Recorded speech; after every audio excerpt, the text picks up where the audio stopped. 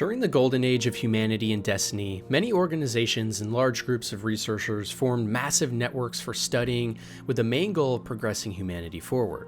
We know of many of these like the Clovis Bray facilities, but another huge player at the time, and actually a rival of Clovis Bray himself, was the Ishtar Collective.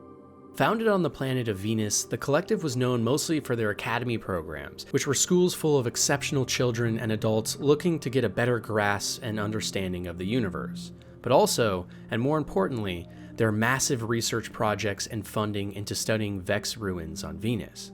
The Vex, even to this day, are one of the biggest mysteries in all of Destiny, and the Ishtar Collective had a goal of figuring out how this hive mind of sentient machines actually worked, and what their true motives were. This resulted in projects mapping Vex ruins such as the Vault of Glass, as well as many attempts to figure out Vex speech and thought patterns.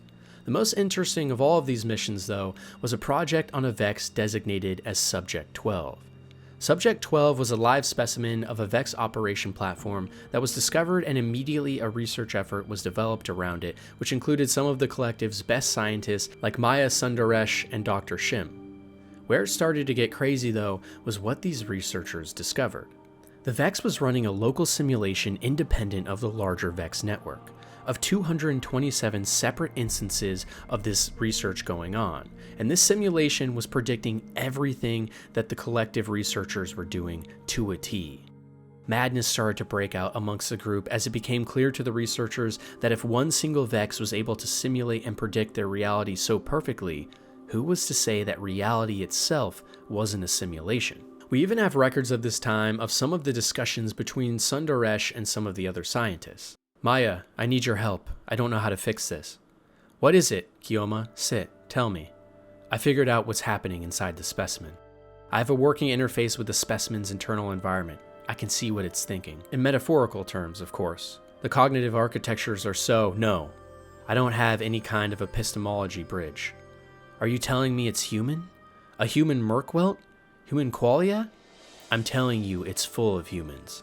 It's thinking about us. It's simulating us, vividly, elaborately. It's running a spectacularly high-fidelity model of a collective research team studying a captive Vex entity. Right now, the simulated Maya Sundaresh is meeting with the simulated Kioma Essie to discuss an unexpected problem.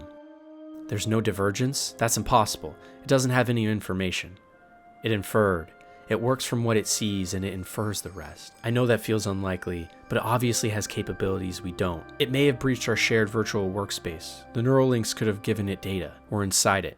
By any reasonable philosophical standard, we are inside the Vex. Unless you take a particularly ruthless approach to the problem of causal forks, yes, they are us. The group became absolutely fixated on this thought of a simulated reality and needed answers. So a plan was devised that would see an ultra-intelligent war-mind artificial intelligence, Rasputin, connect to the Vex network and check himself. And lo and behold, Rasputin was able to connect to the Vex network and determine that the real world was in fact not a simulation. But this only caused further issues for the Ishtar Collective. First of all, Rasputin had now seen and garnered knowledge from one of the most powerful forces in the galaxy, potentially giving him a sense of control and authority that was too much for humanity to deal with.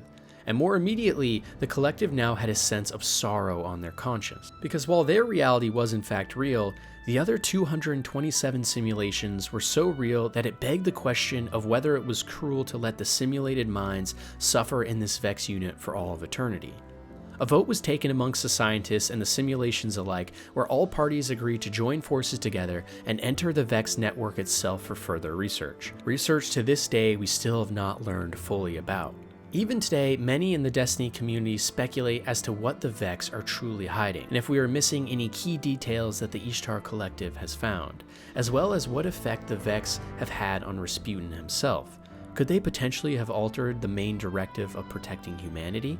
And on top of this, the Ishtar Collective is one of our best further looks into the minds of the Vex, who have somehow garnered the ability to see into and model the future itself.